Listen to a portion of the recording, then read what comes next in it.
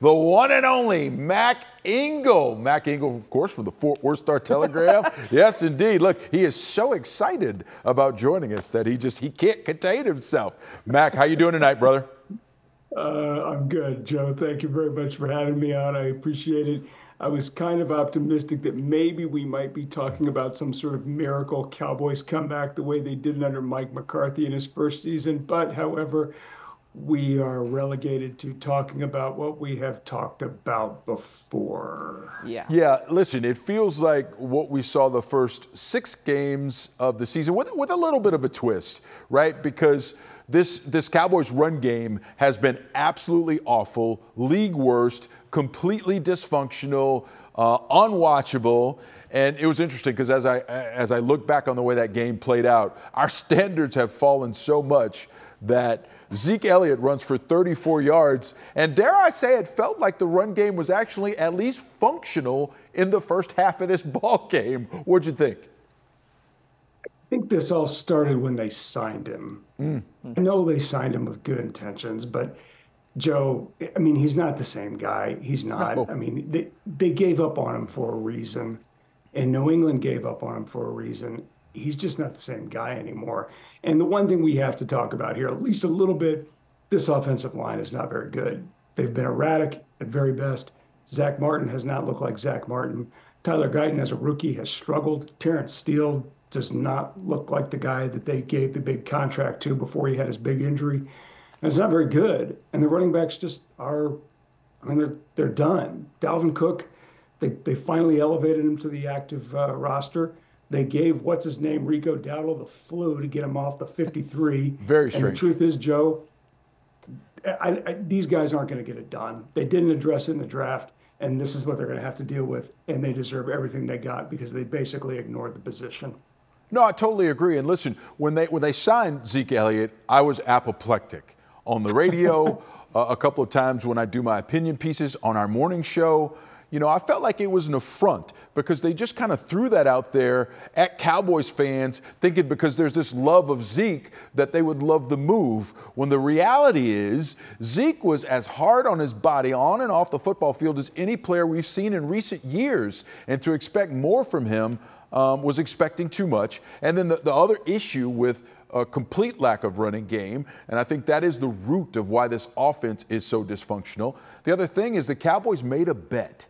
Right? Jerry Jones and that front office bet that those young offensive linemen, Tyler Guyton and BB, could step in and do well. And they bet that the rest of that line, while they were trying to get their sea legs up under the young kids, could handle the rest of it. And none of that has worked. That has all just been absolutely, no go. That bet failed.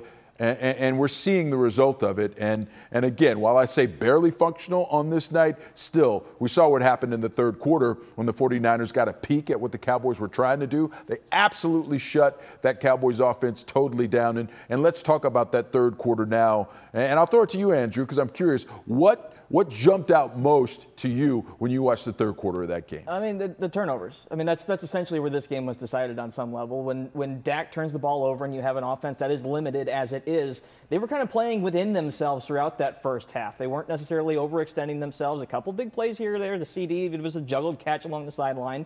And the run game might have been a little bit, at least it was more than what it usually was. An 11-yard run from Ezekiel Elliott and a touchdown run from him actually kind of felt like they've got something going on here. But if Prescott throws 2 interceptions, you're not coming back. That's how this team is built right now. You need him. As much as we don't want to put that much on him, he does kind of have to be perfect on some level. You can't turn the ball over. You have to be a little bit more consistent in the passing game and just play within a safer system. The interceptions killed him. That's the bottom line. I mean, we can look at this and say a remarkable comeback went he came up a little bit short because he had a chance with a game-winning drive late, but you also can't put yourself in that kind of a hole and give the 49ers a short field when they'd been struggling offensively for the majority of the game. Mac, what do you think? Something is wrong with the quarterback, and it's not just the offensive line. It's not just the running game. He's not moving the same way. He's just not. And, that happens to guys as they cross 30. But I think if you watch him, just watch him move.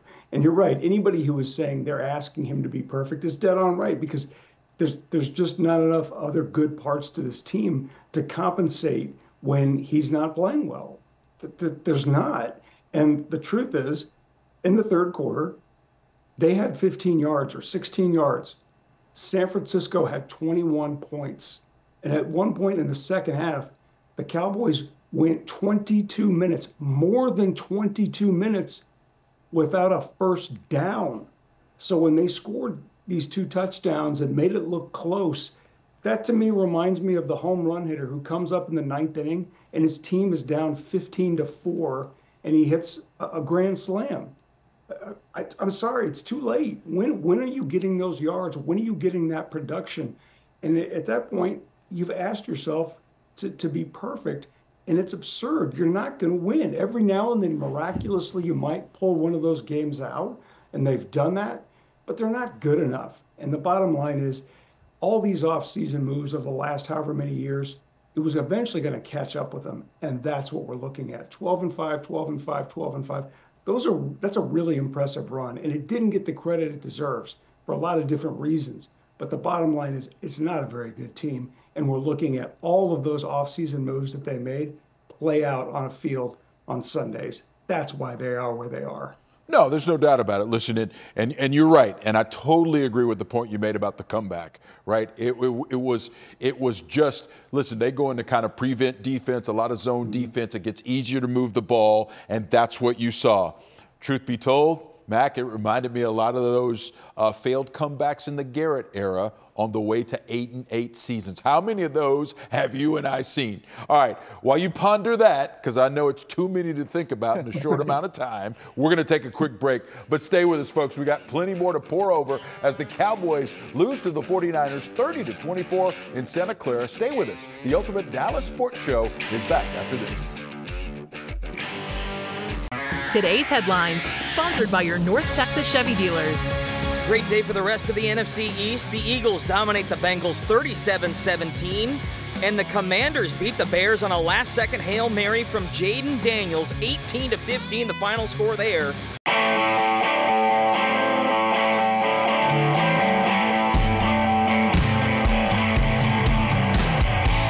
Play a little bit of inside baseball here. There was one more sentence I had to cut off there because I didn't know whether or not when I sent that up that the Cowboys were going to complete the comeback or not. So the end of that was going to be, and the hole that the Cowboys are in just got deeper, which I feel like is a good way to pull this thing back in, Mac. Yes. Because now this used to be one of the worst divisions in football. And now all of a sudden the Commanders have a remarkable young quarterback.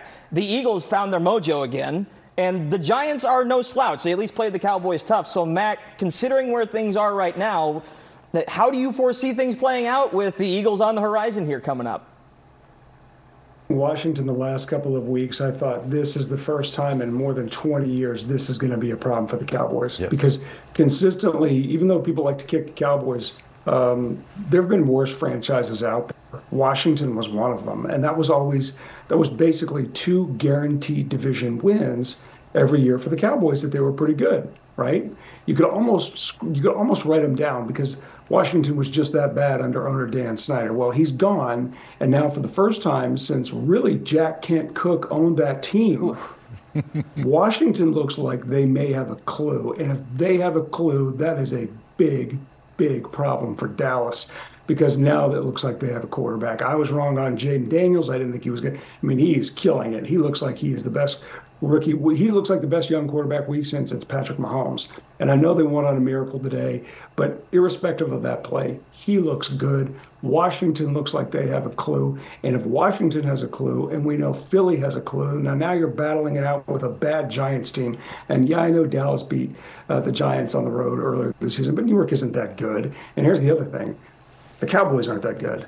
So this idea that somehow they're going to miraculously get into the playoffs through the division, yeah, that's not going to happen. So they're going to have to go on some huge tear and have to beat teams that they're going to be decided underdogs against.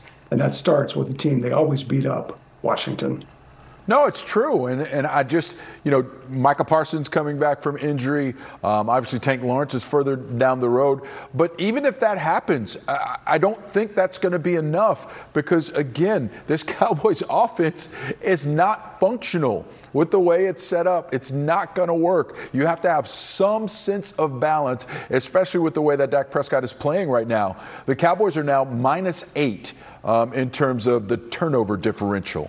That is 30th out of 32 teams in the NFL. It's so bad, you can't, with all the things you're dealing with in terms of the injuries and waiting for guys to come back, you can't compound those problems by then playing giveaway with the football. And that's what the Cowboys have been doing this entire season. And here's the problem, because we've seen it play out before. They try to run the ball. It actually worked a little bit tonight. But they tried to run the ball in the third quarter, and then it didn't work. The offense absolutely ends up in a ditch. Dak Prescott tries to put a cape on, and then he makes mistakes because we know Dak's not the put-on-the-cape guy. Now, great field general. He can lead a team. If he's got talent around him, great distributor, right? We've seen him do all those things. But putting on the cape, that's not his forte, and unfortunately, that's what they are asking him to do in this situation. And I'm sorry, with the lack of explosiveness in that offense, I just don't think it's going to work. What do you think, Andrew? So I think the main question at this point here is, because we've done this song and dance now 4 times this season, and it feels like we've done it 7, but realistically, it's only been 4. And Mike brought this up last week, which is, at what point do you kind of just let the season happen? And I kind of got the feeling with Jerry's messaging and how this entire offseason happened, he was just going to be happy with how it unfolded anyway. But do you do anything to save this, or do you just kind of let's start looking toward the future here and start building up some draft capital along the way? And it's weird to say that in week 8 and a 3-4 record, but it also kind of feels like that's the direction we're going. Let me jump in, because there's one thing, right? Just reading in terms of what could they do, what could they look at. But I do think they have to at least consider moves that would help them down the road that could also help this year. And listen, I mean, Nick Chubb is there in Cleveland. Is Cleveland going to let him go? Probably not. It probably won't work, but that's the type of move that I'm talking about. A piece that isn't just for this year. It's a piece that you're looking at in terms of moving forward to try and pair with Dak Prescott and CeeDee Lamb because you've got them under the big contracts. What do you think? I think whatever they were going to do is done, and they're going to let this thing ride out. And, while we're sitting here killing everybody, Trayvon Diggs doesn't look that good. The safeties don't look that. The team just isn't that good. And I know Michael Parsons is coming back, and they're going to make a little bit of a push at 500. And at best, that's what this team is, 500. Yeah, no doubt. I think you're right. Listen, it's going to be 7-8 wins if they're lucky at this point. All right, guys, we got to take another quick timeout. But coming up after this, we're going to gamify Ultimate Dallas Sports Show. Time to have a little fun with the producer. We'll see what Andrew's got cooked up this week. Stay with us.